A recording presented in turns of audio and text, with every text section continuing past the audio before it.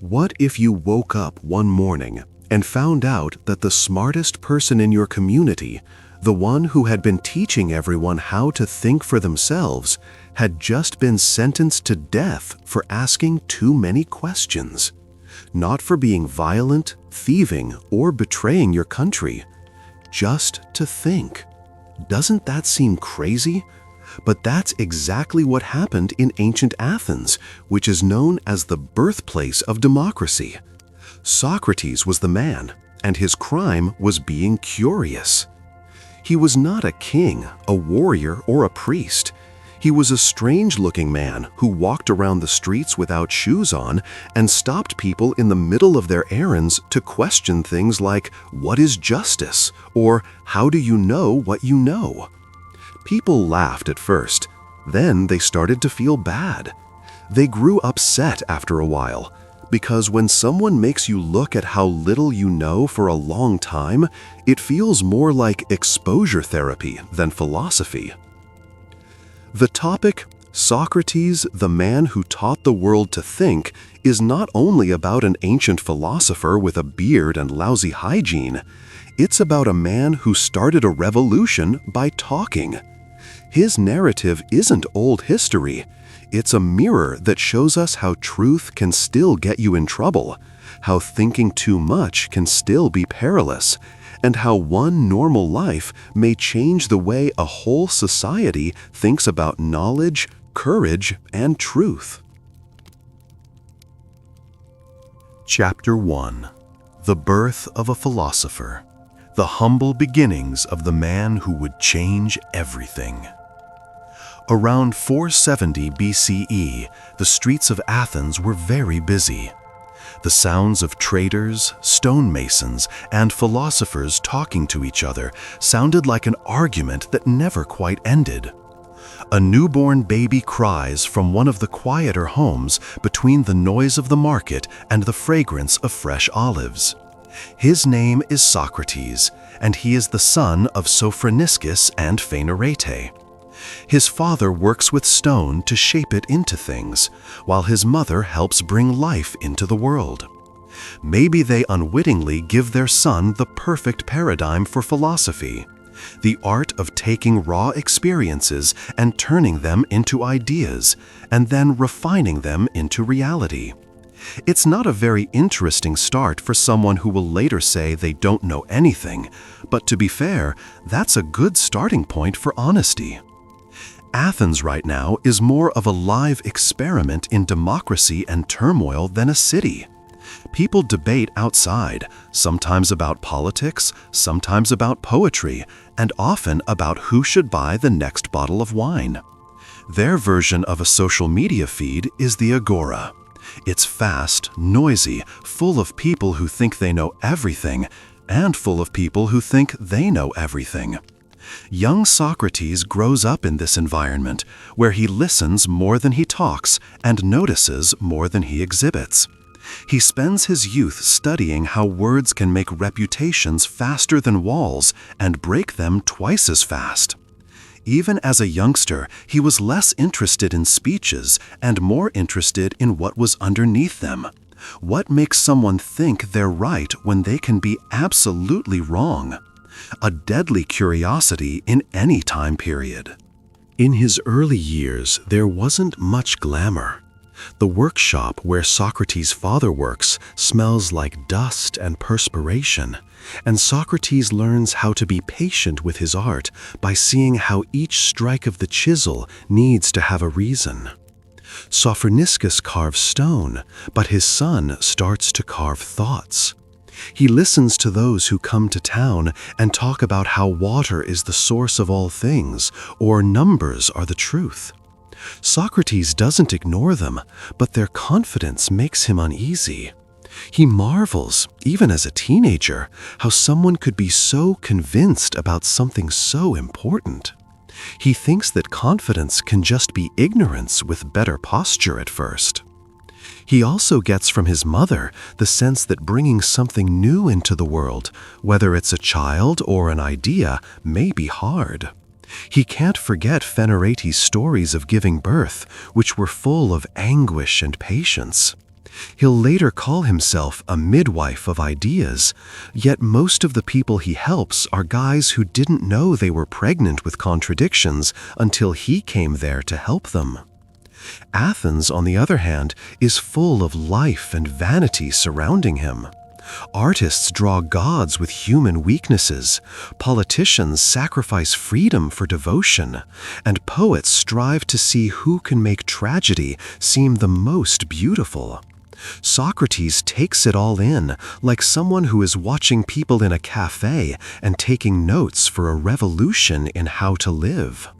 He doesn't have enough money to join the aristocracy or the drive to run for office. He decides to wander, look around, and contemplate instead. A rare hobby, since not many Athenians like to think unless they got plaudits for it. He is small, stocky, and notably ugly even by forgiving Greek standards, which makes him awkwardly built. People will eventually make fun of him for looking more like a satyr than a philosopher, but he doesn't appear to care at all. He says that vanity is merely stupidity that smells good. If Instagram had been there in 470 BCE, he would have been that one friend who said, "I'm doing an experiment on detachment," when asked to post selfies. He doesn't learn from rhetoric teachers, he learns from life. He studies geometry, ethics, and music with a few philosophers here and there, but he keeps coming back to problems that no one seems to be able to answer. What is justice? What does it mean to be brave? What makes a life good? When someone delivers a clear definition, they make it less clear. He pokes additional holes if they answer again. Socrates does not want to bother people, but he does. He's attempting to see if their notions can handle even the slightest hint of logic. It's like tapping on every brick in a wall to see which ones are empty. Socrates is already an interesting person when he becomes an adult. He lives simply, stays away from luxury, and walks barefoot. This could be a philosophical statement or just a technique to save money on sandals. In any case, it works. He slowly builds a reputation as someone who cares more about the truth than how things look, which is an unusual and sometimes scary trait in any society.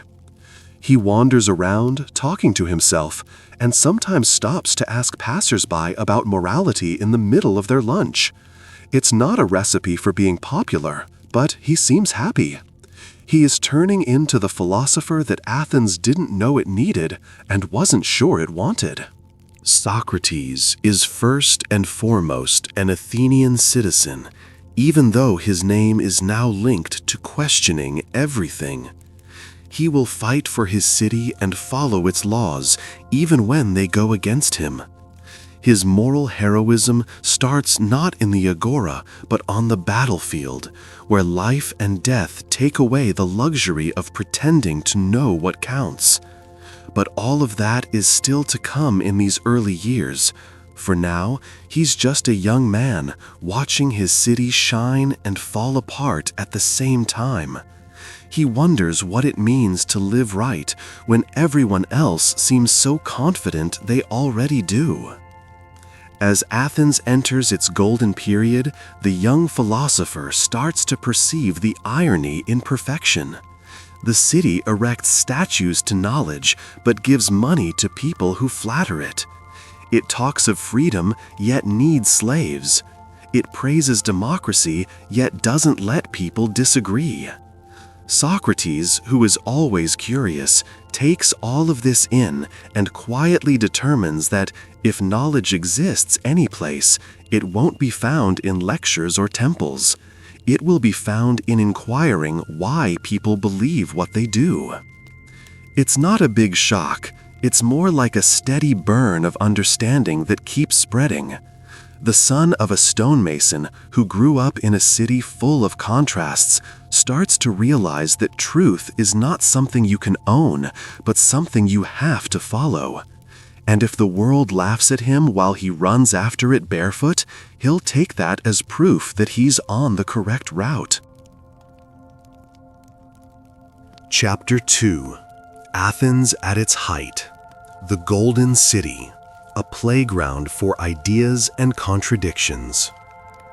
Under Pericles' steady hand, Athens reaches its shining peak, and the city hums like a work of art in progress.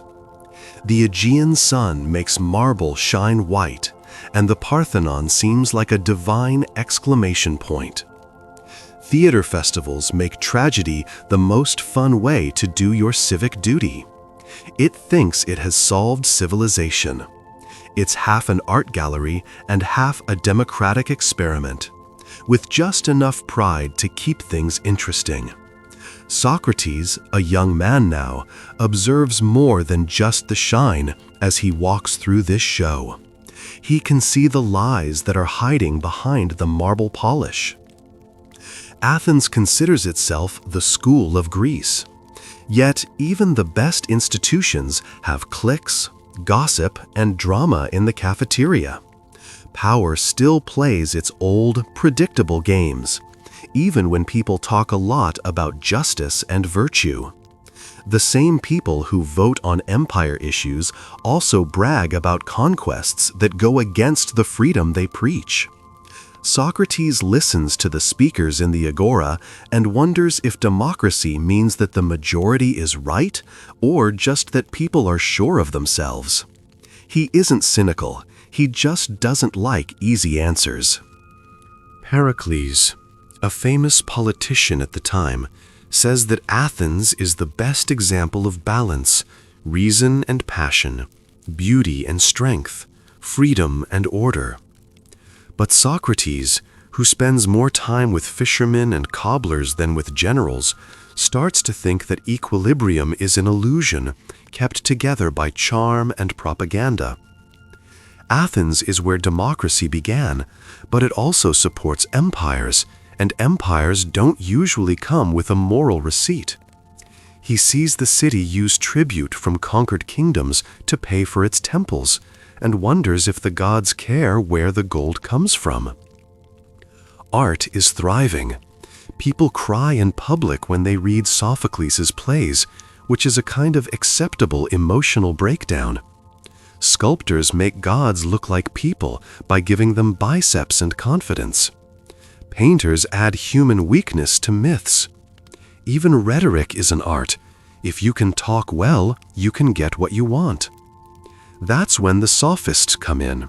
They are professional talkers who charge people to learn how to persuade others.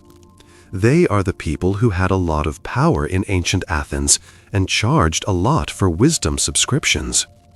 Socrates thinks they are smart but dangerous. They are word acrobats who can prove anything, especially if they are paid enough. He begins to put them to the test. Not in front of everyone at first, but in small, private talks. He wonders, what is justice? They answer with extensive talks that use metaphors and circular logic. Socrates smiles a little and says, yes, but what is it? They make less and less sense the more they talk. It's not being mean, it's an experiment. He's looking at the space between words and their meanings. Some people leave angry, some impressed, and a few quite bewildered.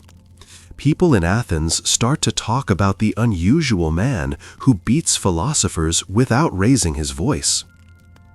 It looks like the city was made for thinking.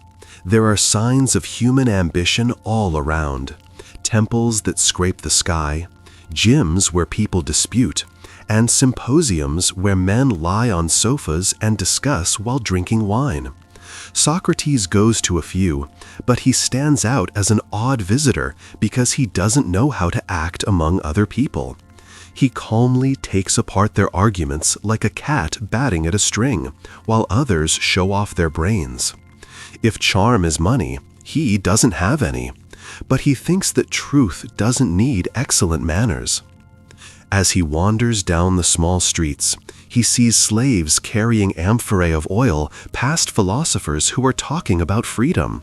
He sees the irony. He begins to question what virtue really means in a society that can glorify justice while owning people. These inquiries don't make him popular, but they do make him stand out. Some Athenians admire his bravery in asking what others don't want to know. Others say he's a troublemaker pretending to be a thinker. Socrates isn't really going against Athens. He's attempting to get it to live up to its own standards. He gets into the habit of talking to strange people on the street. It doesn't matter if they are bakers, traders, or poets. His curiosity has no bounds. He never calls it that, but the agora is his classroom. He just starts asking questions until individuals discover they don't know what they thought they did. He leaves them in the middle of their thoughts, which could wreck their day, yet make them smarter. Someone once said that his chats were like a gadfly stinging a slow horse. Socrates doesn't deny it. He likes the comparison. Even though a horse can hate the sting, it keeps going. Athens, on the other hand, enjoys looking at itself. Its navy is the best in the world, its plays are the best in festivals, and its architects are the best in the world. But the same confidence that makes an empire strong may also make it weak. Underneath the beauty, there is conflict between the rich and the poor, between citizens and immigrants, and between philosophers and politicians. Socrates thinks that a city that is so proud of its reason may soon have to deal with the problems that come from not challenging itself enough. It's funny because he's the only one who questions everything. But he can still be funny. Socrates once said that he was glad to have met such a rare man after hearing a young aristocrat brag about knowing what virtue is. He said that even the gods had a hard time defining it. The boy becomes red and the crowd laughs. It's like street theater for philosophers, the old-fashioned analog of a viral video.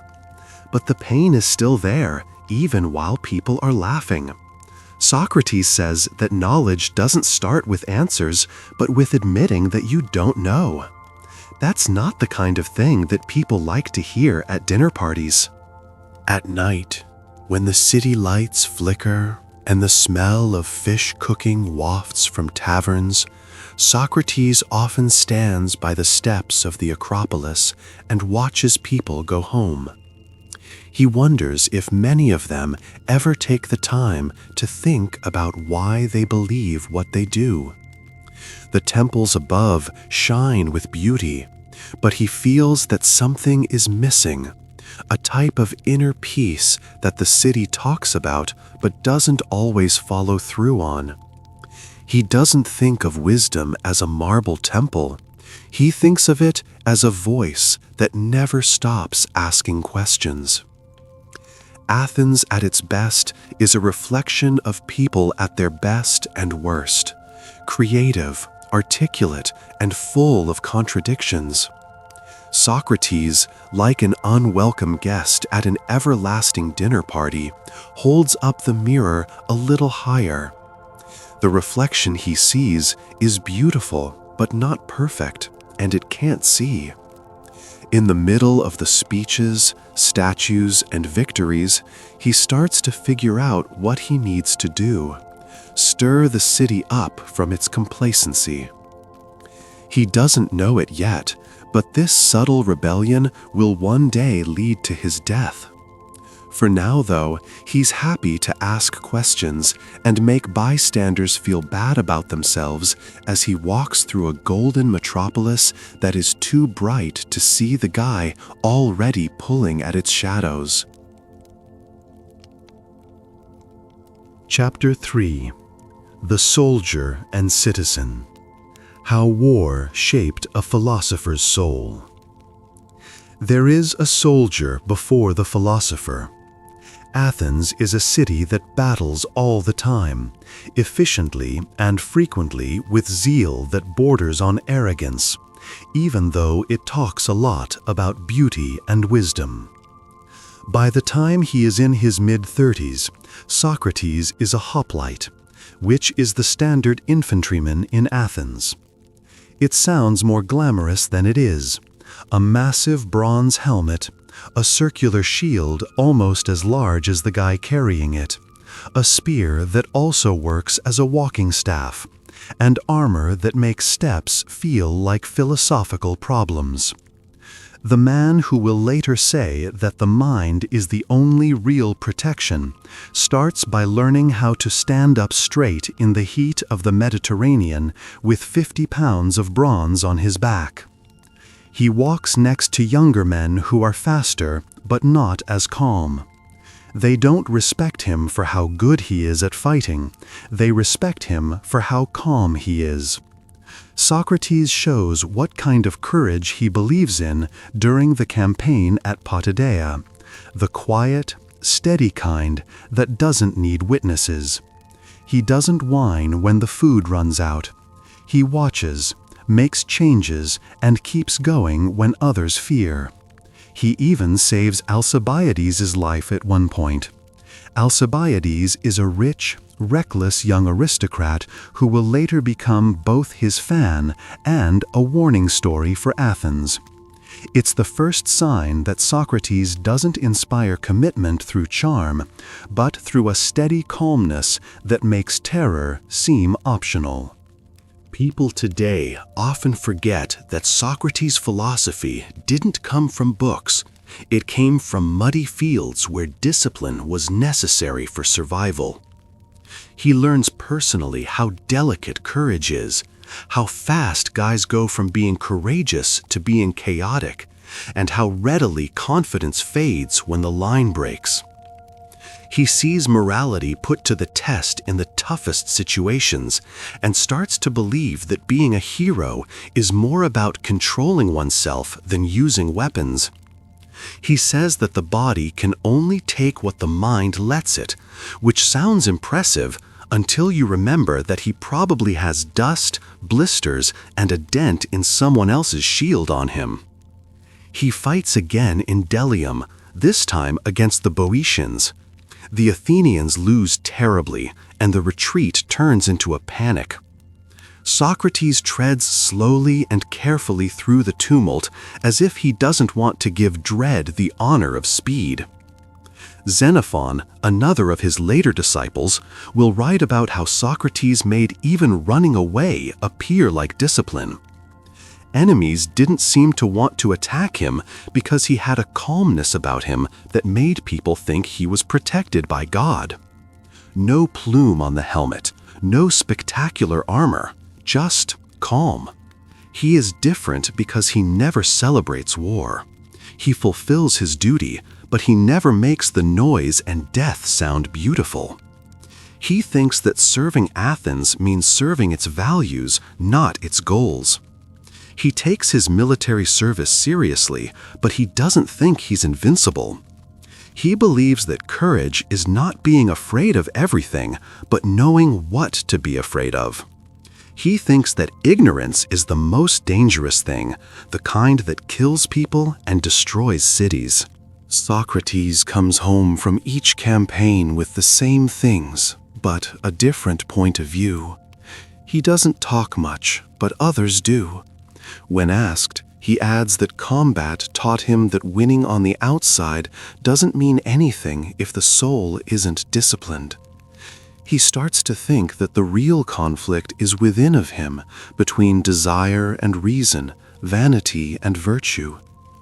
It seems like poetry at first, but then you realize he's using it to justify why he won't buy new footwear. Life in Athens goes back to normal with markets, festivals, and a continual buzz of debate. But Socrates has something distinct from when he was a soldier, a strong sense of right and wrong. After facing death, he becomes curiously indifferent to the societal worries that most people have. He can bear gossip if he can handle spears. He begins to test that idea every day by wandering barefoot through the agora and starting discussions that seem like little logic traps. The men he used to fight with now think he's strange. He doesn't eat much, drinks less, and sleeps wherever he wants. The city's young people, who are curious and restless, start to follow him because they are interested in how he can break life down to its most basic parts. He informs them, "A man is richest when he needs the least." That sounds encouraging until you recall that he wears the same tunic all year.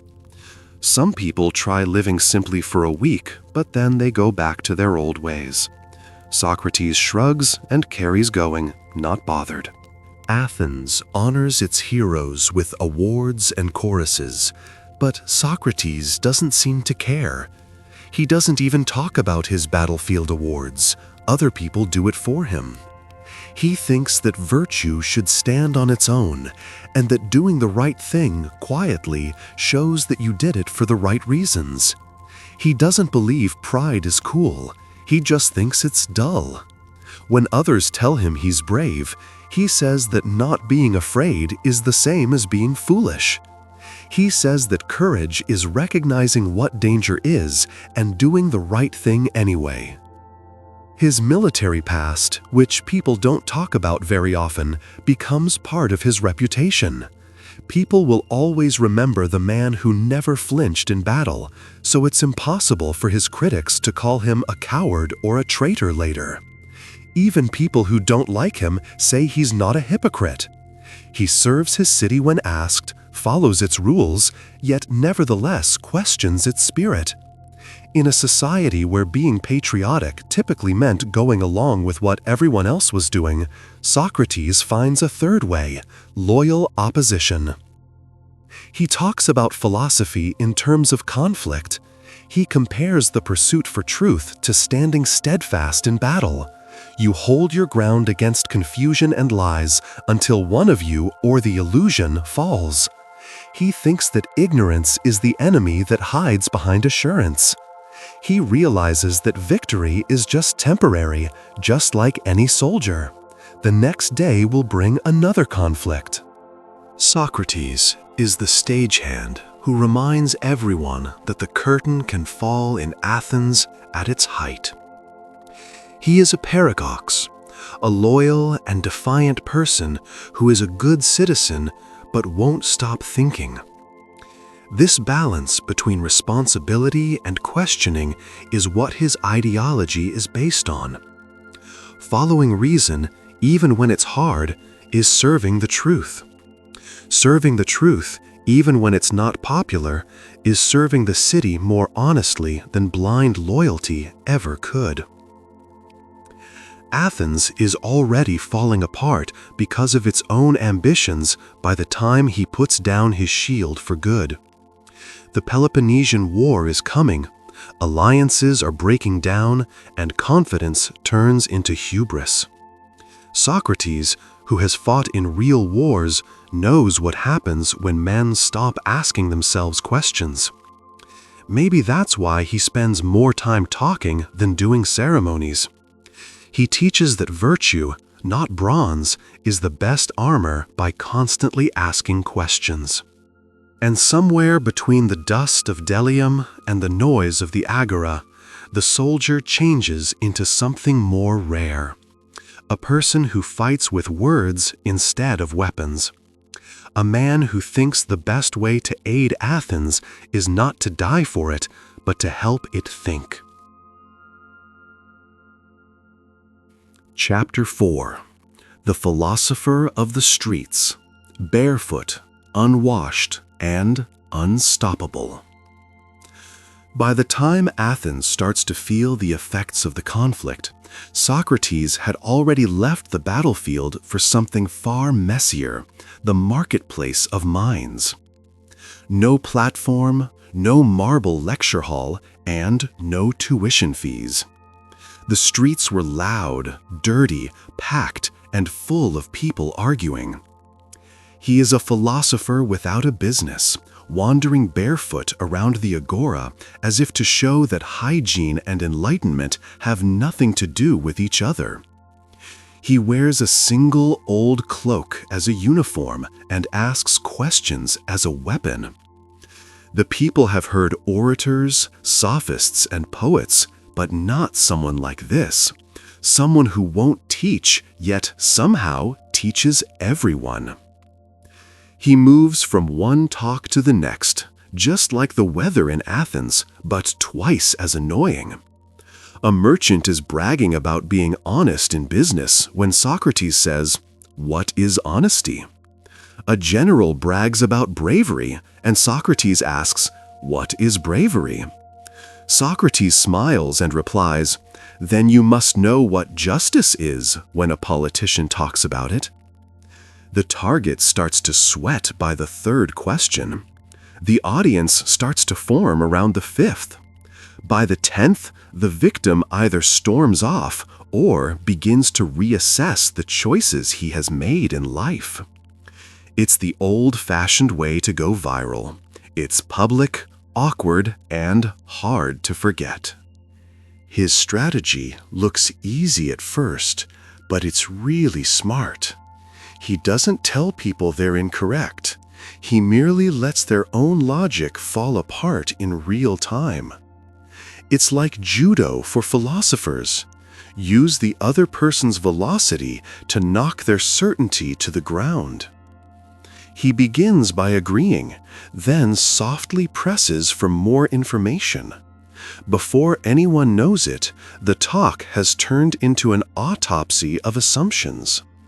People leave feeling disoriented, holding on to their pride like a broken shield.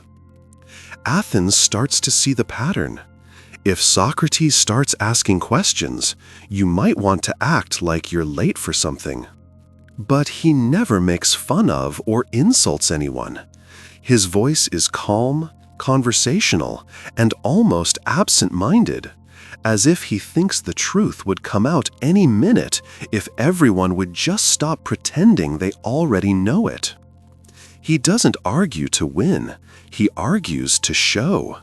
And that difference makes him a threat. Sophists debate to show off. Socrates argues to learn. The city feeds on intelligence, but Socrates sees it as a cheap way to be wise, like calling fast food gourmet because it's hot. The ragged man sitting against a column and talking to anyone who dares to talk to him becomes a common sight. Kids are interested in what he's doing. Some grown-ups roll their eyes. A few pupils began to follow him with their notebooks in hand, attempting to get the rhythm of his inquiries. Socrates, on the other hand, doesn't have any students or a formal school. He educates by being there. His life becomes his lecture, a long, continuous conversation with anybody who passes by. Sometimes he makes jokes that are so dry they may start a fire. Socrates shakes his head and asks if understanding the ratio of strings makes the arrogant young aristocrat good at life when he says he is wise because he has studied music and geometry. Socrates says, "Then maybe you've tuned your lyre better than your soul," when the young man says no. Someone in the audience snorts. Someone else promises to get back at them. It's all part of the act. People can't agree on what he is. Some people say that the gods sent him to Athens to wake them up. Some people think he's a pain who wrecks dinner gatherings. Part of the reason the city puts up with him is that his stubbornness is strangely fascinating. He won't take money for his talks because he thinks knowledge shouldn't be sold. That alone makes him different from the sophists, who charge a lot of drachmas to make wisdom seem like a private club.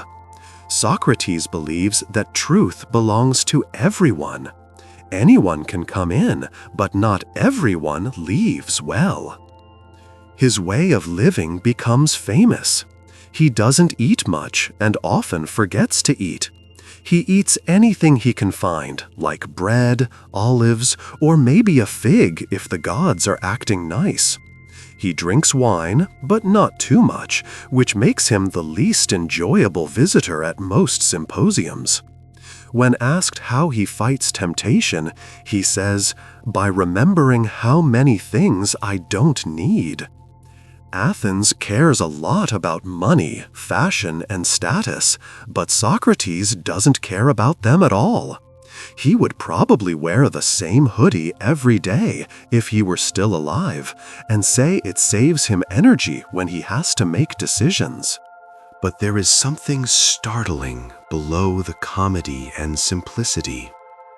Socrates says that wisdom starts with knowing yourself, and that knowing yourself starts with being uncomfortable. He makes people deal with inconsistencies they didn't know they had. "Why do you think you know what justice is?" he will question. "Who taught you that? Is it always the case? How do you know?" Most people have never been asked about their assumptions before. Not only is he asking questions, but he's also coming up with new ways to think about things. Athens, a city that loves to clap, doesn't like him. His talks show how easily confidence may be broken. But for a few people, especially younger people who are tired of politics, he becomes magnetic. They regard him as more than just a teacher. They see him as a mirror that shows them how confused they are about what it means to live effectively in a city that is obsessed with achievement. Plato, Xenophon, and Alcibiades are some of them. Each of them has a different motive for being interested in them: curiosity, adoration, or, in Alcibiades' case, maybe a crush that he hides under academic respect. But not everyone likes the cerebral exercises. Some others say he's ruining the kids by making them doubt authority and tradition. Parents began telling their sons, "Don't hang out with that barefoot man. He'll make you fight with your food." It's a reasonable warning. After talking to Socrates, talking to other people feels like trying to eat soup with a fork. The way he asks questions is called elenchus, which means the art of cross-examination. Today, we call it the Socratic Method. It's not so much about showing others that they're incorrect as it is about peeling back the layers of assumption until just the truth or the admission of ignorance remains. He handles knowledge like a sculpture, taking away what isn't needed. His father sculpted stone. He shapes how others think. People, like stone, don't want to be chiseled. Even when people criticize him, Socrates never tries to get famous or convert others. He doesn't write books, give lectures, or sell philosophy as a way to improve yourself. He just talks and walks. That's fine if wisdom comes. If not, the talk was at least fascinating. People in the city are fascinated with politics and drama, but he quietly becomes its conscience, an unwelcome commentator on the state of the world, armed only with curiosity and tenacious patience. According to folklore, one afternoon he stopped talking and stared into space for hours, lost in thought. Later, when someone asks him what he was doing, he shrugs and says, "Thinking." The understatement of the century. Socrates keeps going, one talk at a time, despite all the teasing, praise, and perplexity. He doesn't write down his thoughts since he knows that you can't imprison the truth in pen. It has to be alive in conversation, changing and growing much like the city itself. And so, the philosopher of the streets keeps walking through dust and laughter, fights and sunsets, asking questions that never get old in a city that doesn't yet know it's being taught to think for the first time. Chapter 5. The Socratic Method. How one question could topple an empire. Socrates doesn't see himself as a teacher. If you ask him directly, he might laugh, shake his head, and explain, "I don't teach, I just ask." But that simple claim shows how powerful what he's doing really is. His method, which starts with a simple query, turns into something deep and disturbing, a tool that not only gives answers but also breaks down false beliefs. The Socratic method is his most important contribution to history. It is a technique of thinking and asking questions that still has an impact on philosophy, science, and even the law. It starts off with just one question: what is fair? Or maybe, what does it mean to be brave? But from that point on, the basic query leads to much more complication. Socrates doesn't give a definition. He doesn't say, "This is the answer." Instead, he picks at the original answer, making holes in it. Someone might say, "Justice is hurting your enemies and helping your friends." Socrates does not nod in agreement. He says, "What if helping your friend makes them do something wrong?" The guy says, "I guess that would make it unfair." "But what if helping your enemy makes things better for everyone?" Socrates asks. And so the conversation goes on and on, until the person has to face the fact that their ideas about justice, morality, or courage were based on nothing more than guesses and what people thought, not on the facts. It's all done with a kind of calm determination. Socrates doesn't yell at people who don't agree with him. He just waits for the contradictions to show up. It's a delicate process, like leading someone through their own mental maze to the core, when their beliefs start to fall apart. It's hard not to feel uncomfortable when your views are tried, not just questioned, but unraveled, if you sit through one of these conversations. The clarity you had when you went into the room fades away like fog in the light. That's the point. It's not about who wins the conversation, it's about making both sides face the limits of what they know. Socrates, in his own way, knows that knowledge is always changing. You can't just get it by reading a book or memorizing facts. He thinks that real knowledge is a process that never ends. The trip itself is what matters, not the destination. So the Socratic method doesn't provide someone an answer. It helps them comprehend their own thoughts better. And this is why so many people don't like him. It's not simple for anyone to proclaim, "I know nothing," especially if they've spent their whole life gathering ideas, experiences, and beliefs. But that's exactly what Socrates wants. He wants you to face your ignorance, not as a failure, but as the first step toward actual insight. This practice isn't just for abstract ideas like bravery or fairness. Socrates uses it all the time. He talks about a wide range of topics, including love, friendship, politics, ethics, and even the nature of the gods. His method goes beyond philosophy and into daily life, making every moment a time to think about yourself and reflect on your life. Even the most boring settings can lead to conversation. When someone brags about their money during a dinner party, Socrates will inquire, "What is wealth? Is it only money?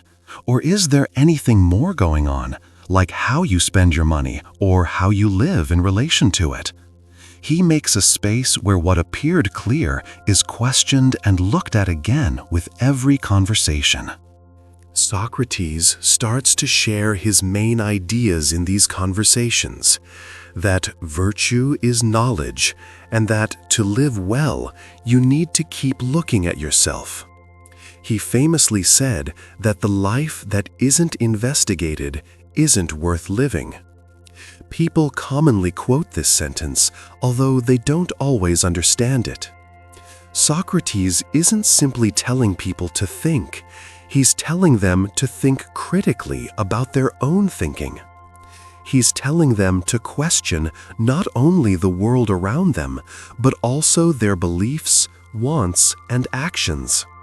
He contends that if an individual is unaware of their own ignorance, they cannot possess virtue. Real virtue only comes when you know your limits and are humble enough to always want to learn more. He doesn't call this way Socratic, that's just how he thinks. Socrates believes that the pursuit for truth is not just a thought experiment, it is a real thing to do. It's how you live, what you choose, and how you make choices in the world. For example, knowing what is right isn't just about arguing about definitions. It's about doing the right thing every day and testing what you know in every situation. Socrates is a living example of this idea since he dressed simply and was humble.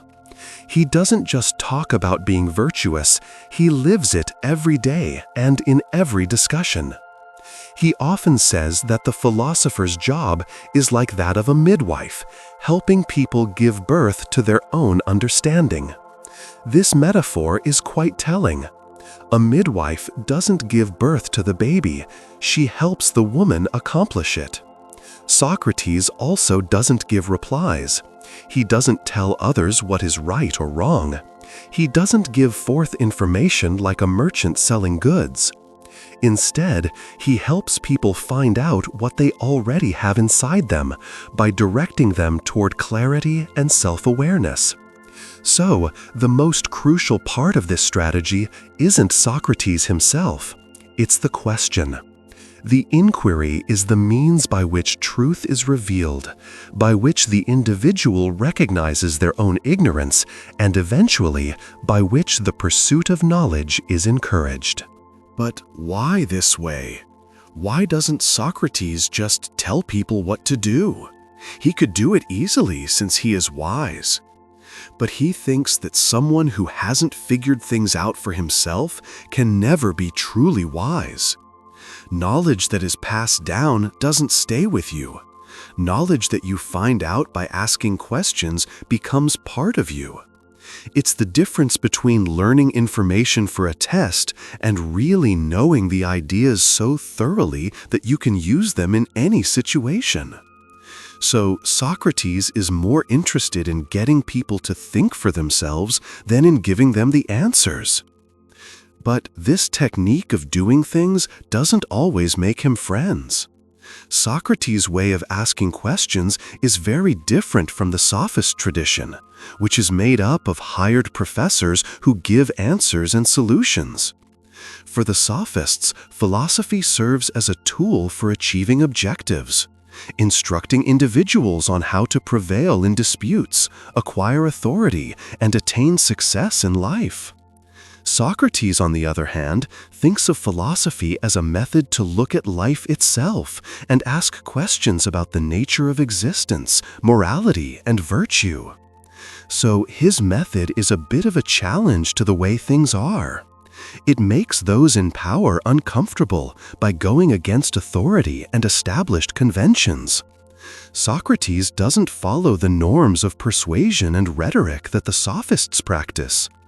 His goal is not to win an argument, but to help people comprehend more. Socrates doesn't say he knows everything, but he does say that the search for knowledge is the most important thing people can undertake. And the only way to get smarter is to keep asking questions and questioning everything you believe you know. That process, no matter how painful or uncomfortable it is the key to having a good life, a virtuous life, and a life that is true to itself. History sees Socrates as more than simply a philosopher. He is also a guy who taught the world how to think because he never stopped looking for the truth. Chapter 6. Friends and Disciples. How Socrates inspired the great minds of his time. Socrates keeps talking to people in the busy streets of Athens, and his queries spread around the city like ripples in a pond. Still, even though he keeps saying he's not a teacher, he attracts a group of young guys who are both fascinated and confused by his manner. They don't follow him since he gives them clear answers. In fact, he hardly gives any responses at all. They follow him because the way he thinks stirs something deep inside them, something raw and unpolished, a desire for truth, no matter how uncomfortable or hard to find it may be.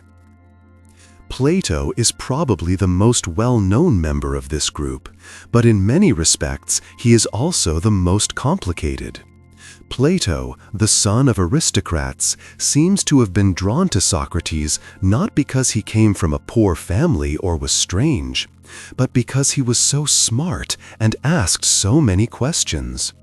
Plato's interest in philosophy was sparked by Socrates, who pulled him away from the tempting realm of political ambition and into the more troublesome world of philosophical investigation. Socrates' words would live on through Plato's books, changing Western philosophy for thousands of years to come. Xenophon, another follower of Socrates, also follows him. However, unlike Plato, Xenophon is less concerned in the abstract ideas of philosophy, and more in how they apply to everyday life. He is also interested in Socrates' continual questioning, but he takes a more practical approach. Xenophon later wrote about Socrates in his Memorabilia, showing him as a role model for self-control, moderation, and wisdom in everyday life. Xenophon finds Socrates appealing not because of his complicated metaphysical theories, but because he lived simply, even though Athenian society was quite complicated. Then there is Alcibiades, the wild card in Socrates' group. He is smart, charming, and unpredictable. Alcibiades, a gorgeous young nobleman, is the reverse of everything Socrates stands for. He is the perfect example of an Athenian aristocrat.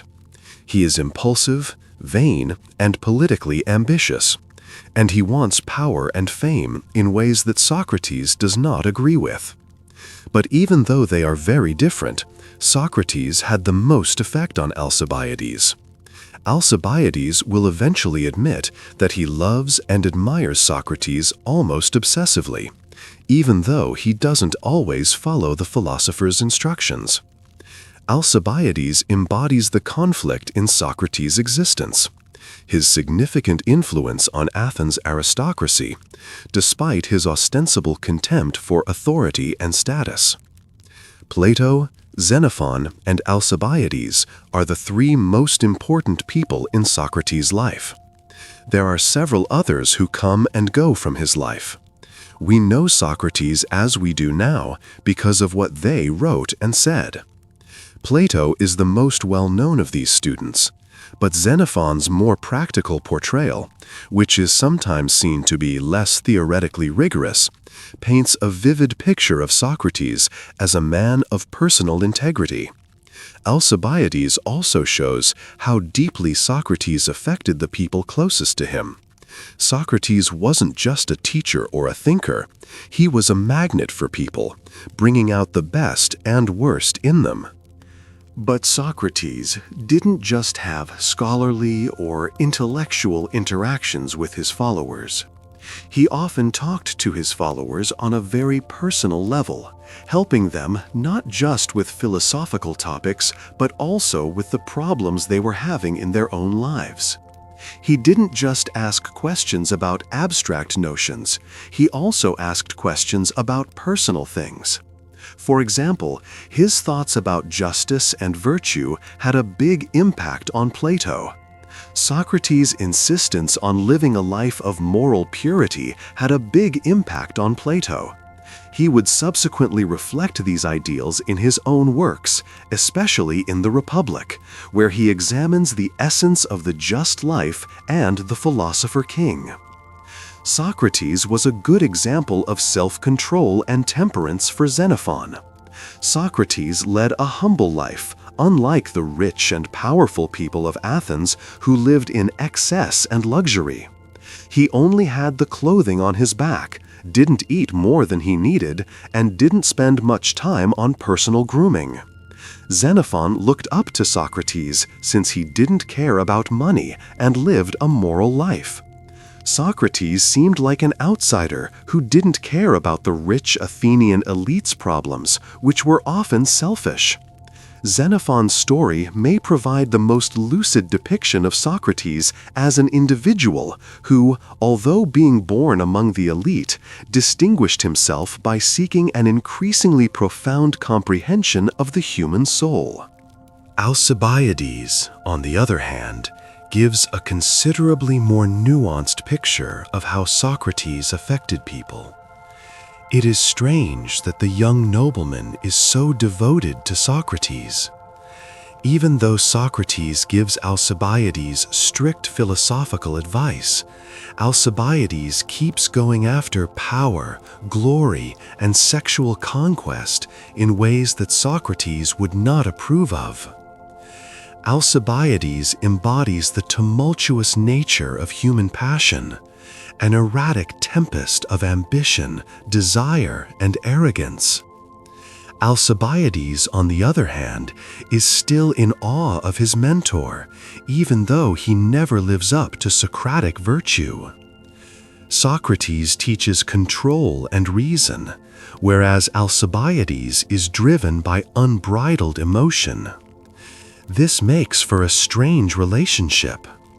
Their friendship exemplifies the conflict between intellect and desire, as well as order and chaos, which Socrates endeavored to resolve throughout his life.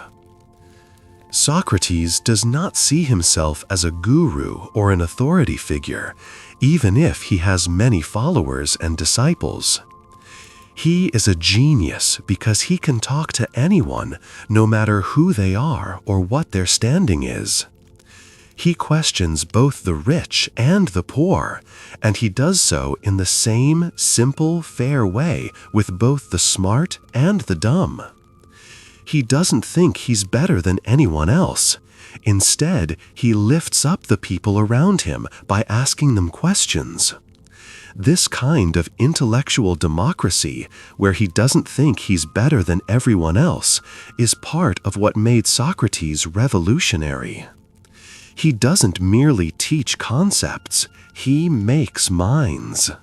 And thus, the circle of Socratic followers increases, not because Socrates wants followers, but because those who meet him recognize they have met someone important. People are drawn to Socrates not because of his ideas, but because of the way he interacts with the world. People like him because he is willing to live a life of moral integrity and intellectual rigor, always questioning and improving his own beliefs. It is not just the Socratic method that makes Socrates famous. It is how he lived his philosophy every day on the streets of Athens, with everyone and no one at the same time. Socrates does not aim to instill ultimate truth in his students. He just spreads seeds of idea and waits for them to blossom in the minds of people who are ready to challenge what they believe. Plato's idealism, Xenophon's practicality, and Alcibiades' uncontrolled enthusiasm all show how Socrates could challenge, inspire, and provoke others. He may not have left behind any writings or monuments, but the lives of his disciples have left a legacy that will last for centuries. It has changed not only philosophy, but also how we think about knowledge, virtue, and what it means to be human. Chapter 7. Enemies and Accusations. The price of questioning everything. Socrates' presence in Athens causes problems, even if he is very smart and has a growing group of followers. His penetrating questions, his unending search for the truth, and his tendency of challenging authority, whether it be religious, political, or social, start to get him in trouble with powerful people. Socrates is not just an irritating person in a city notorious for its loud public arguments. He is a threat to the fundamental fabric of Athenian civilization.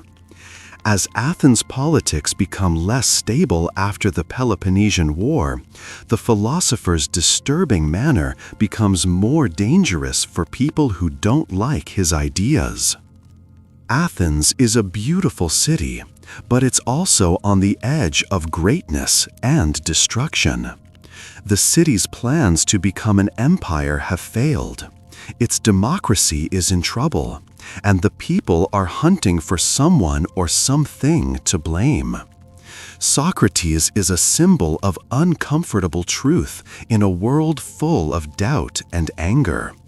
His queries appear to peel away the cozy layers of wealth, power, and success, leaving behind only the naked and often disturbing inconsistencies of being human.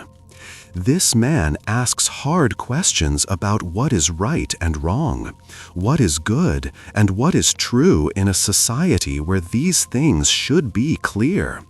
His queries are too disruptive and hazardous for some people. Socrates' influence rises as he talks to more people, but so does the hate people have for him. He has made powerful people like politicians, poets, and other intellectuals very angry. To a lot of people, he is not a wise man, but a troublemaker who makes people question everything and everyone. This is easy to understand. His questions go deep and shake up the self-assuredness of the Athenian elites, who, despite their wealth and titles, have never had to challenge the basic ideas that give them power. There is a difference between questioning what the average person believes and questioning the very basis of power. Thrasymachus, a sophist who is one of Socrates' most vocal critics, teaches that might is power, and that justice is only the advantage of the stronger. Socrates answers Thrasymachus' arguments in his customary way. He gently points out the flaws in the sophist's reasoning. This intellectual struggle only makes Socrates less popular, especially with people who like the kind of political power that Thrasymachus supports. Socrates' constant questioning looks not only rude, but also hazardous to the Athenians who still believe in the majesty of their empire and their democracy. It's not just smart people who start to dislike Socrates. Regular folks also get tired of his constant questioning. There are a lot of tales going around in Athens concerning the philosopher, who some people call the gadfly. People would rather not deal with him, yet he is someone who can't be ignored. Socrates doesn't mind making others uncomfortable. He seems to enjoy it, though, because he thinks that people can only really start to learn when they face their own ignorance. But to a lot of people, he's just a pain. Some people see him as a hero because he can make even the most confident speakers stammer and rethink what they say. Others see him as a villain. As Athens becomes more and more chaotic, particularly the political instability that followed the Peloponnesian War, the city's attention turns from intellectual pursuits to protecting its democracy. And it looks like this is where Socrates becomes too much of a problem. The city wants to find someone to blame for its problems. Socrates is the perfect scapegoat for the ruling class as they try to keep control and restore order. He seems like a challenge to the established order, since he always asks questions, doesn't follow the rules of society, and believes that no one should blindly follow any authority, whether it's political, social, or religious. For people who want things to stay the same, Socrates' ideas are a kind of anarchy that needs to be stopped. his connection to the politician Alcibiades, who had lost favor after trying to gain power in both Athens and Sparta, only makes people more suspicious. Some people think that Socrates is a bad influence, since Alcibiades was a bad leader and Socrates was close to him. People start to think of Alcibiades as a philosopher who questions authority because he is ambitious and often makes bad choices. Everyone says that Socrates cared a lot for Alcibiades and attempted to help him avoid the desire for power that often took over his life. But for those who aren't in the circle, the connection is enough to set off warning bells. Athens is in a mess at the end of the 5th century BCE. People used to be proud of the city's democratic system, but now they think it's broken and unstable. The 30 tyrants, an oligarchic coup, takes over for a short time and sets up a brutal and dictatorial government. Because of the political purges going on, Socrates is an easy target for people who want to get rid of people they think are dangerous.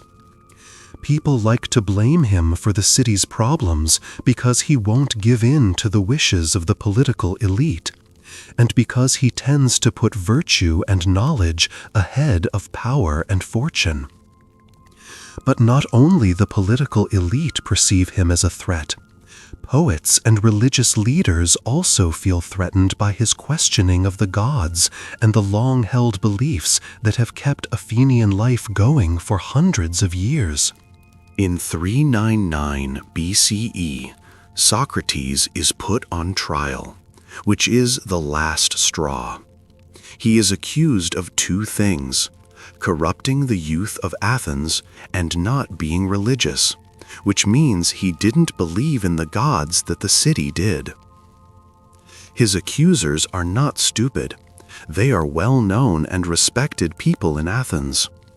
One of the main accusers is Miletus, a poet, and the other is Anytus, a politician.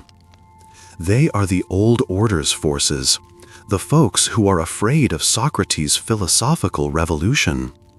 They say that Socrates is educating young people to challenge authority and not worship the old gods. In a city where public piety is closely tied to political identity, this kind of challenge to the gods is perceived as a danger to the very foundations of Athenian civilization. The trial itself is a show, an Athenian play, that shows the philosopher fighting against the power of the state. Socrates does not ask for pity or try to get the jurors to feel sorry for him. Instead, he defends his life's work without stopping. He says that he hasn't led the young people astray, but rather helped them acquire wisdom by telling them to think for themselves. He also says that his belief in the gods is not disrespectful, but rather a belief in a higher sort of divine guidance. He is, in a way, a servant of the gods, telling people to seek knowledge and virtue. But the jury won't be swayed by his arguments. In fact, the verdict is already being made before he even speaks.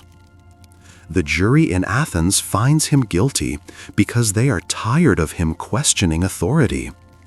He is going to die by swallowing hemlock, which may seem like a severe penalty, but it shows how angry the community was with the man who wouldn't stop questioning everything they cared about. Socrates is very calm about his execution, even though the trial is political and he is sure he will be found guilty. He doesn't see the punishment as a loss. Instead, he sees it as a continuation of his mission to live and die for truth and decency no matter what happens. He believes that life is not worth living if you don't think about it, and the only real failure would be to give up your beliefs because you are scared. In a way, Socrates' death is the last indication that he lived by the ideas he believed in, a life of honesty, moral courage, and never-ending search for knowledge. Chapter 8. The Trial of Socrates. Convicted for asking how a philosopher became a martyr. The day Socrates is called to court, the sun is high in the sky. Athens, once the beautiful city of democracy and knowledge, is today full with fear and doubt. The city that used to foster open conversation and discussion is now in a crisis of identity that threatens its democratic system and the values on which it was formed.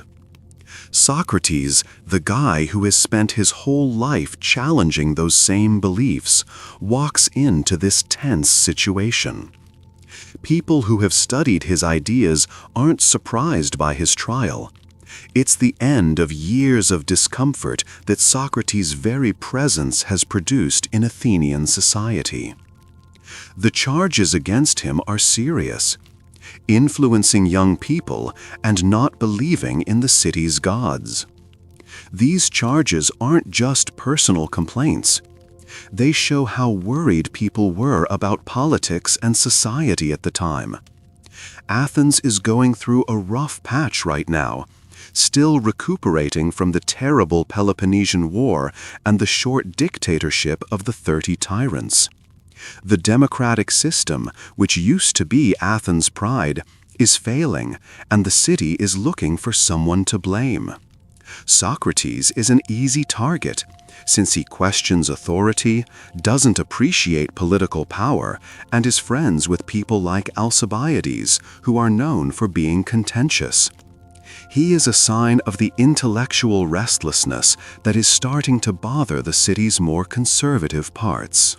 The trial itself is a show, taking place in the crowded courtroom of Athens, where 500 people will decide the fate of a man.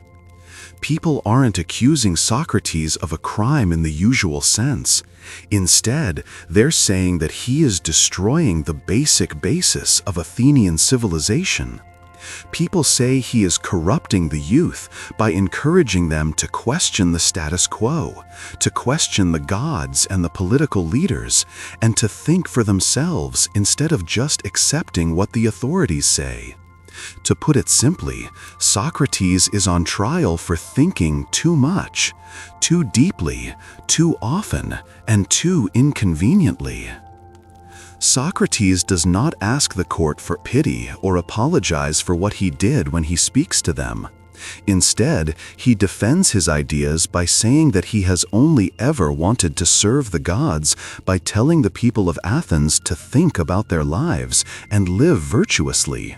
He says that his questions are not an assault on Athens, but a call to think about how to live in a way that is in line with true knowledge and moral integrity. He says that he hasn't led the young people astray, but rather helps them seek knowledge and understand themselves. His speech is not full of begging or emotional appeals. Instead, it is a calm and logical explanation of the work he has done in his life. Even if Socrates' defense is clear and honest, no one listens to him. The jury, which is made up of 500 men, finds him guilty. Many of them probably have personal grudges against him or are afraid of what will happen if they follow his ideals. The vote isn't unanimous, but it is final. Socrates is found guilty, and the punishment, death by swallowing hemlock, is quickly suggested. Many people think it is unfair and too harsh. But for Socrates, the sentencing isn't a surprise. He has known for a long time that criticizing the status quo will eventually get him into trouble with the authorities. Maybe what is shocking is how he reacted to the verdict. Socrates does not complain about his destiny or volunteer to go into exile. Instead, he accepts the sentence with the same calm detachment that has characterized his whole life. He does not fear death, nor does he perceive it as a form of retribution. He thinks that living without virtue is a much bigger wrong than dying in the name of truth. Socrates believes that dying is a logical next step in his philosophy. He believes that leading a good life is more important than surviving a long life. He does not try to run away or reject the facts of his predicament, even though he is about to be killed. Instead, he accepts it, showing the courage and honesty that he has taught others to seek throughout his life. Socrates talks to his followers in a calm way in the last moments of his life. He talks about how the soul never dies and how philosophers interpret death. It's striking how calm he is about death as he talks about the afterlife with the same curiosity and distance as he has about everything else. He thinks that death, like everything else in life, is a chance to learn more about the world. He believes that being afraid of death is a sign of ignorance, because it means you don't comprehend what the soul is or the eternal journey of the human spirit. Socrates' death is not a sad end to a great life. It shows what he believed in most, that wisdom, virtue, and truth are worth any price. His readiness to die for his principles is the best proof that he is committed to the unexamined life, the life that asks questions, looks for answers, and doesn't settle for easy ones. In his last hours, Socrates teaches his followers one last thing: that truth is more valuable than life, that intellectual courage is the highest virtue, and that the search for knowledge is a lifelong path with no easy finish. People who adore Socrates think that his death is a martyrdom for reason. For those who are afraid of him, his death is a relief, a way to shut up a man whose views had become too dangerous for the city to handle. For Socrates, however, his death is just another step on the philosophical journey he has been on his whole life. He dies like he lived, always looking for the truth and never giving up on it. Socrates takes the cup of hemlock without thinking twice. Plato wrote down his last words, which show how strongly he believed that the soul is immortal. Crito, we owe a cock to Asclepius. Please pay it. It seems like a strange and unimportant request, yet it is important. Asclepius is the god of healing, and Socrates' remarks imply that he perceives death not as a conclusion, but as a liberation, a healing of the soul from the encumbrances of the body. Socrates, in his last moments, stays true to what he taught. Death is not something to be afraid of, but something to understand.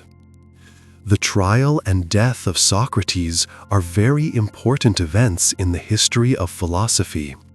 They signify the conclusion of a man's existence, yet the inception of a philosophical tradition that perpetually interrogates the underpinnings of knowledge, ethics, and reason. Socrates' dedication to truth, even when it meant death, is a strong symbol of intellectual bravery that has inspired many intellectuals since then. His death does not signify the conclusion of his philosophy. Rather, it represents the time when his ideas are solidified as the foundation of Western thought. Chapter 9. The Death of Socrates. Facing death with the same courage as truth. The room goes completely silent as Socrates takes the hemlock. The only sound is the soft whispers of his followers, who watch the man they admire with a mix of respect and sadness. Socrates' behavior hasn't changed in these last minutes. He takes the poison with the same calmness he has always displayed in life, without fear, without regret, and without holding on to life itself. Socrates sees death as a change, not an end. It seems appropriate that a man who has spent his whole life questioning everything, even the basic underpinnings of human existence, should face his death with the same intellectual curiosity that has characterized him. Socrates' acceptance of death is not surrender. Rather, it exemplifies his fundamental conviction that an unexamined life is unworthy of existence, and hence an unexamined death should not be dreaded. If he comprehends the essence of the soul, as he has devoted a significant portion of his life to teaching, then death is merely the subsequent logical phase in the soul's quest. He has always lived with intellectual honesty, and his death is no different. He doesn't die with fear of the unknown. Instead, he dies with a deep sense of serenity. He is holding on right now, in part because he believes that the soul lives on after death. Socrates always said that the soul is everlasting, that it lives on after the body dies and is separate from the body. It is clear that Jesus believed this when he talked to his disciples for the last time before drinking the hemlock. He talks to them about the soul and how death shouldn't be dreaded because it is either a peaceful, dreamless slumber or a trip to another dimension where the spirit can keep looking for knowledge. He contends that any scenario is preferable to a life devoid of the pursuit of virtue. Socrates is still focused on the intellectual and philosophical search that has driven him his whole life, even though he knows he is about to die. He tells his followers to keep going on their own philosophical journeys and keep looking for truth and enlightenment. His last words to Crito, his friend and student, were to ask him to make a sacrifice to Asclepius, the god of healing. This request may appear small to some, but it is very important. In a manner, Socrates' death heals the soul by freeing it from the body, which he always saw as a prison. He believes that death is not a punishment, but a way to heal the soul and relieve it from the constraints of living on earth. Socrates' death is not the end of his philosophy. It is the most important thing he ever said. His death does not silence him, it makes his message louder. His peaceful acceptance of death shows how dedicated he is to his beliefs. He lives and dies with integrity, never giving up his ideals for the sake of safety or convenience, and with a strong, unshakable sense that seeking the truth is the most important thing. In many ways, his death is a victory.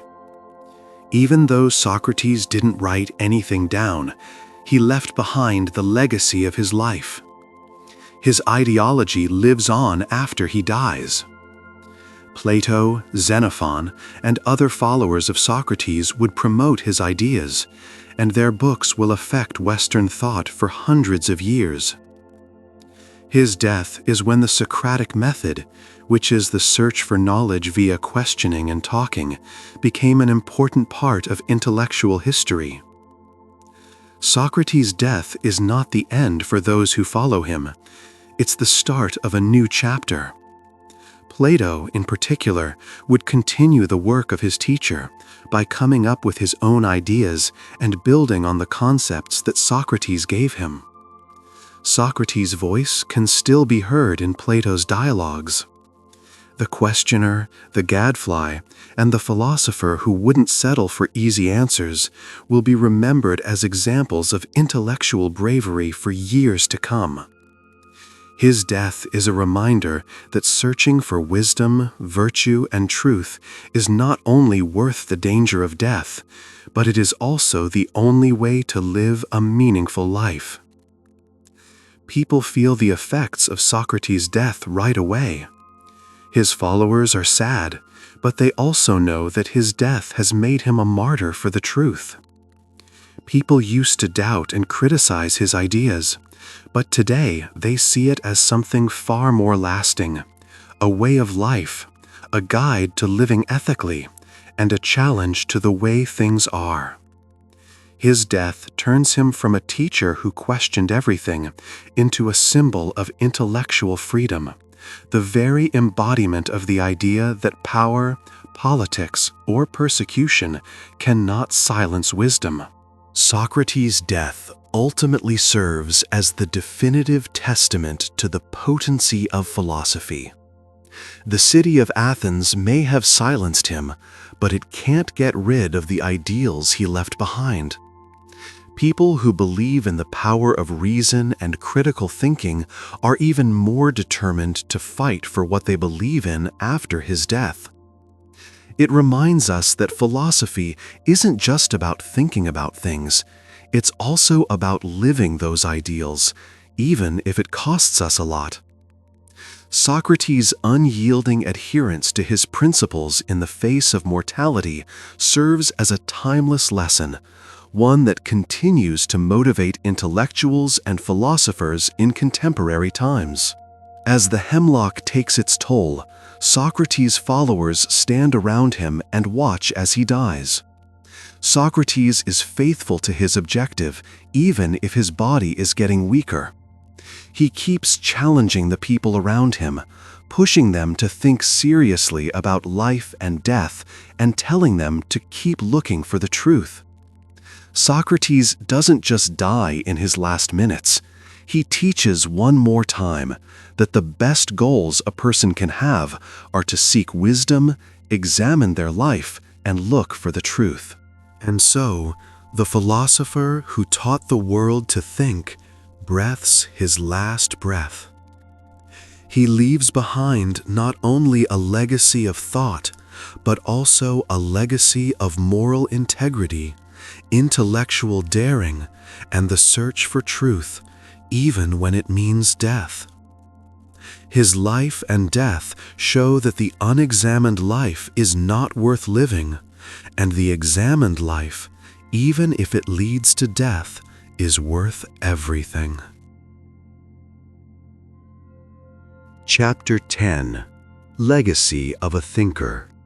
How Socrates' ideas are still alive today.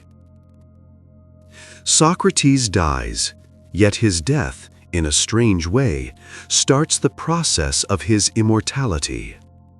By finding him guilty and putting him to death, the city of Athens unintentionally makes him a martyr for truth and gives him a place of philosophical importance.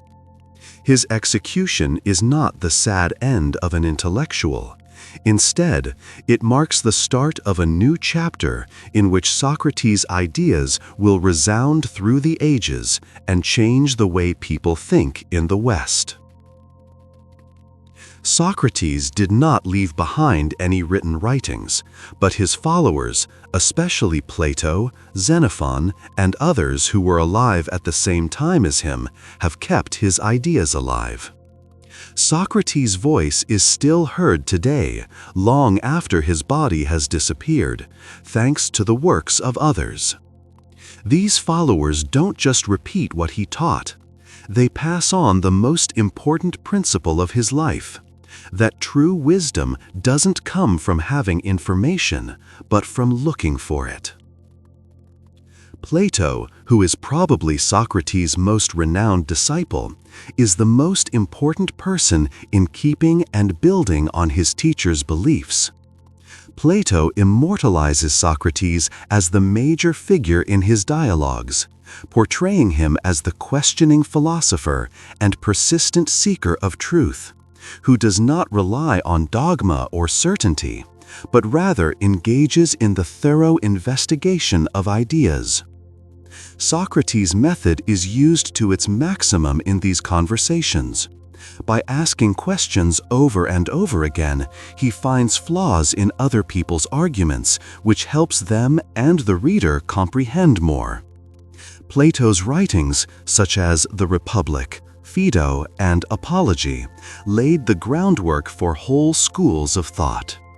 Plato's Apology, which tells the story of Socrates' defense during his trial, makes Socrates an intellectual hero, a man who was willing to die for what he believed in. The dialogue not only keeps Socrates' arguments alive, but it also makes the search for knowledge the most important thing a person can do. Plato's Socrates used the Socratic Method, which became the basis for critical thinking in the Western world. Socrates is depicted in The Republic as the archetypal philosopher king, governing not by power or fortune, but with the wisdom to lead justly. Plato's writings on Socrates' ideas have had a big impact on politics, ethics, metaphysics, and education for many years after they were written. Xenophon, another student of Socrates, also plays a big role in Socrates' legacy, but his works are mostly about the practical side of Socratic philosophy. In his Memorabilia, Xenophon gives a more realistic picture of Socrates as a role model for virtue and self-control. Plato focuses on the philosophical parts of Socrates' philosophy, but Xenophon shows us a man who lives by his beliefs and talks to people from all walks of life every day. Xenophon's portrayal of Socrates as an instructor of ethics and human behavior complements Plato's more theoretical analyses, emphasizing the pragmatic implementation of Socratic philosophy. Then there is Alcibiades, who, even though he often acted carelessly and selfishly, could never get away from Socrates' influence. Alcibiades embodies the conflict between academic sagacity and passionate fervor. People frequently think that his connection with Socrates was sad because he admired Socrates, but was often frustrated that Socrates didn't want to help him get power and fame. But even Alcibiades' eventual downfall, betraying Athens and recklessly seeking political power, shows how different Socratic insight is from the arrogance that comes with unbridled ambition. Socrates' impact, however, goes beyond only his direct followers. His questioning of existing standards, skepticism about unexamined traditions, and devotion to ethical life would resonate through generations, influencing a range of individuals, including Aristotle, the Stoics, and subsequent Christian philosophers. Aristotle, a student of Plato, may have disagreed with some of Socrates' beliefs, especially when it came to metaphysics, but he kept Socratic questioning alive, especially in his Nicomachean Ethics, where he questions how to live a decent life. Socrates would also have a big impact on the Stoics, who would follow his lead and emphasize on virtue and self-control as the way to happiness. Christian thought also includes Socrates' ideas about morality and self-examination. Early Christian philosophers, including Augustine and subsequently Thomas Aquinas, incorporated Socratic elements into their formulation of moral philosophy. Socrates' assertion that the unexamined life is not worth living aligns with Christian doctrines that underscore the significance of introspection and repentance in the pursuit of a virtuous existence. Socrates' legacy, therefore, integrates into the intellectual heritage of Western culture, establishing a basis for both secular and religious thought. Socrates' influence extends beyond the realm of philosophy. His life and death become examples of moral purity and intellectual bravery. Even when he was about to die, he refused to give in, which is why he is still an important figure in Western philosophy. Socrates' spirit lives on in every act of questioning authority and in every intellectual rebellion against dogma. Socrates' approach is at action when a teacher poses a question to get students to think, or when a student is told to think critically. He becomes a symbol not only of philosophy, but also of intellectual freedom, the liberty to inquire, to contest, and to engage in independent thought, irrespective of the repercussions. Socrates' death is, in its own sense, the last proof of his philosophy. He decides to die instead of giving up his principles, showing that truth, virtue, and wisdom are more vital than life itself.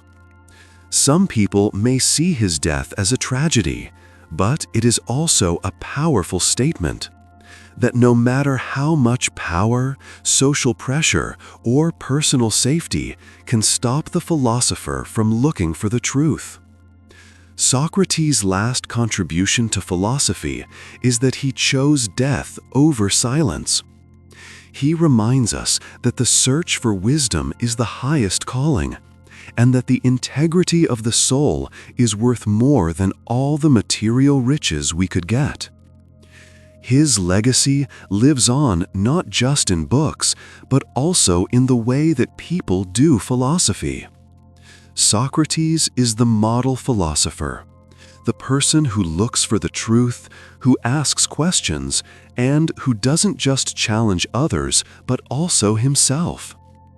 People remember Socrates as a man who didn't want fame or money, but instead wanted to learn the most important truths about life.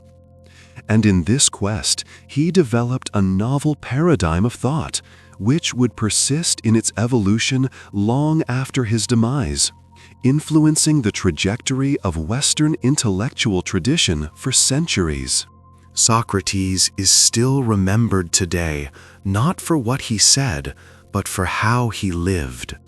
His legacy lies not in his answers, but in the inquiries he posed. It is his bravery in standing up to those in authority, his reluctance to give in to what most people think, and his persistent devotion to leading a virtuous life. According to his student Plato, Socrates is not just a philosopher, but also the very embodiment of philosophy.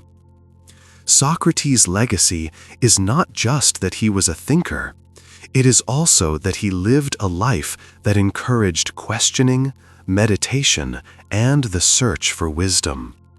And this is what makes him truly immortal. Chapter 11. Why Socrates Still Matters and Always Will. When we think about Socrates' life, teachings, and death, we don't only think about the life of an old philosopher. We also think about the spirit of inquiry that still shapes the world we live in today. Socrates' philosophy, developed on the streets of Athens millennia ago, transcends temporal and spatial boundaries, shaping the trajectory of Western thinking and our approach to moral, epistemological, and ontological inquiries. He didn't do anything extraordinary in his life, and he didn't leave behind any literary works that would make him one of the great minds in history. Socrates didn't want to be famous or well-known, and he didn't want to be rich or powerful in politics. He just cared about truth and goodness, and he spent his whole life trying to figure out what they are. What makes Socrates' story so deep is not the solutions he gave, but the questions he asked, questions that still make us think and change the way we think. The Socratic Method, the practice of questioning assumptions and having conversations, is one of his most important ideas that will stay for a long time.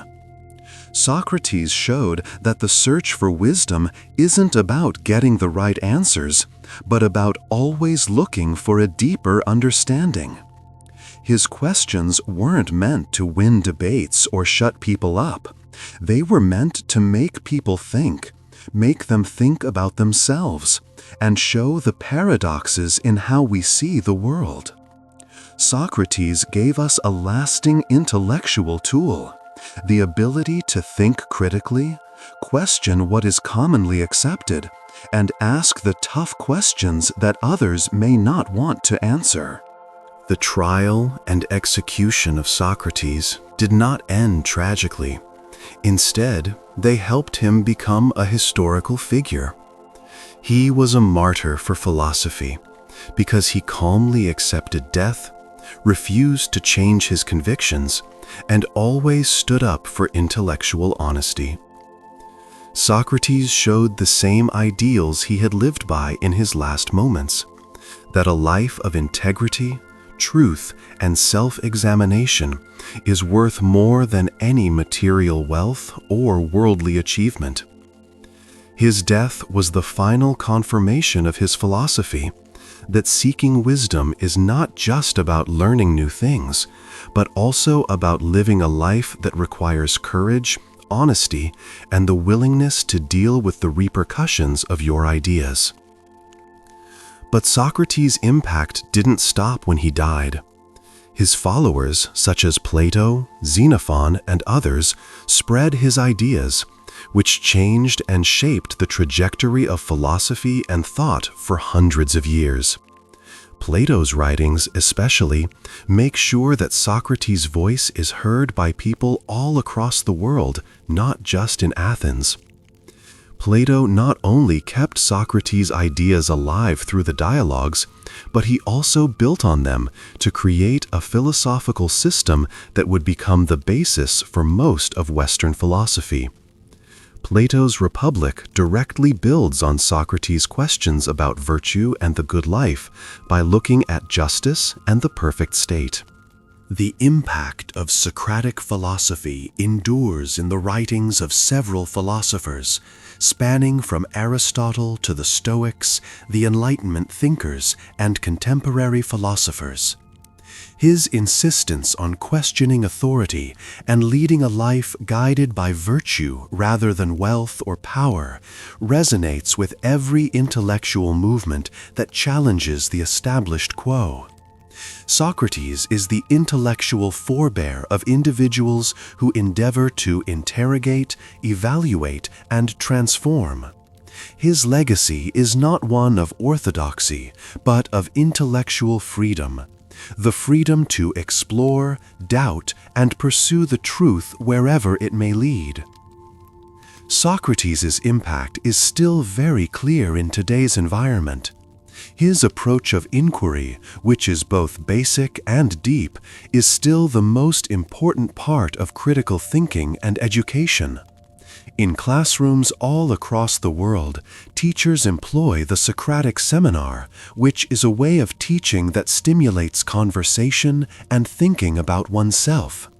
Socratic questioning teaches us to look at our beliefs, make our thoughts clearer, and learn more about the world around us.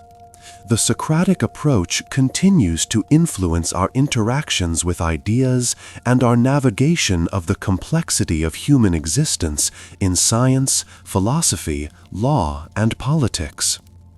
Socrates' life also reminds us that philosophy is not something that is far away and abstract. It is something that we must experience. His philosophy was not limited to literature or discourse, it was manifested in his quotidian existence. Socrates lived his philosophy by talking to other people, questioning their views, and looking at his own. In this way, his life became an example for everyone who wants to live honestly and morally.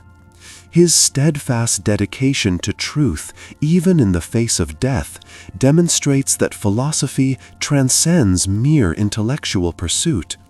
It embodies a way of life that necessitates courage, self-awareness, and the readiness to confront challenging realities. The narrative of Socrates is, in the end, a story of intellectual bravery. The bravery to ask questions, challenge ideas, and seek the truth even when it is hard. It serves as a reminder that philosophy is not about finding answers, but about always looking for new ones. Socrates is a shining example of intellectual honesty in a culture that is often driven by the quest for power, wealth, and status. He tells us to focus on who we are and what we know, not on what we have or what we can do. So, Socrates' legacy is not that he gave us all the answers, but that he made us ask deeper questions. It's not about being sure. It's about having the guts to live a life that is looked at. His life and death remind us that true wisdom isn't only about knowing a lot of things. It's also about living a virtuous life and looking at ourselves honestly, questioning what we think we know, and looking for the truth no matter where it takes us. Socrates' impact will persist as long as there are individuals prepared to pose challenging inquiries, to contest established norms, and to lead lives informed by reason, virtue, and the quest for knowledge. And in this way, Socrates, the philosopher who taught the world how to think, will always be a symbol of moral integrity, intellectual bravery, and the never-ending search for truth.